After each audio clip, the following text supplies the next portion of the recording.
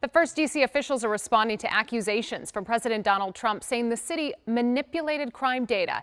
In fact, this week, the president took to Truth Social saying, quote, D.C. gave fake crime numbers in order to create a false illusion of safety. This is very bad and dangerous thing to do, and they are under serious investigation for doing so, end quote. Today, Mayor Bowser said the D.C. government will fully cooperate in the investigation conducted by the Department of Justice. And as our Rafael Sanchez Cruz tells us, D.C.'s police chief is also now responding to those accusations. Rafa? Yeah, that's right, Simone. D.C. Police Chief Pamela Smith says she's expecting subpoenas, but doesn't know who those will be directed to. This investigation by the DOJ happening as MPD faces scrutiny over their cooperation with federal officials, including ICE agents. No molesten a nuestra gente. New video from lunchtime today shows federal immigration officers arresting two men leaving a restaurant in D.C.'s Columbia Heights neighborhood.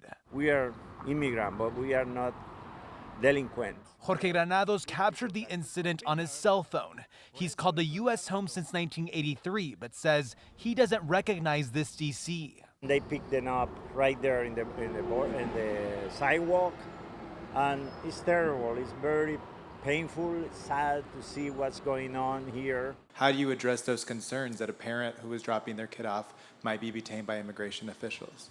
I think people who have that concern for themselves personally and for all of us who are concerned for them and their safety are making adjustments. D.C. officials face a series of questions today about how the local police department is working with federal agents during the Trump administration's federal surge. We have met with our federal partners. We've given them different areas across the city where we would like to see resources allocated. And to date, I will tell you, it's been a cohesive process. D.C. Police Chief Pamela Smith insists her officers are not conducting arrests out of the ordinary. The difference is that there's just an enhanced presence. So the same types of arrests, the same types of contact. This video from last week shows D.C. police conducting traffic enforcement involving two delivery drivers on 14th Street Northwest.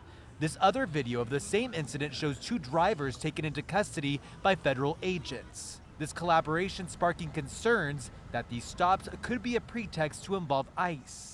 We do know that the question was posed to the courts that hasn't ruled on that claim.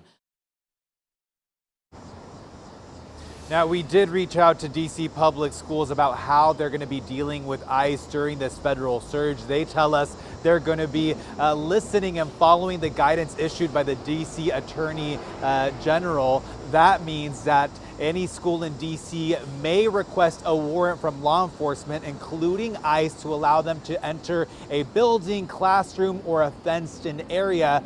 As for the arrests that were captured today here in Columbia Heights, we have yet to hear back from the Department of Homeland Security.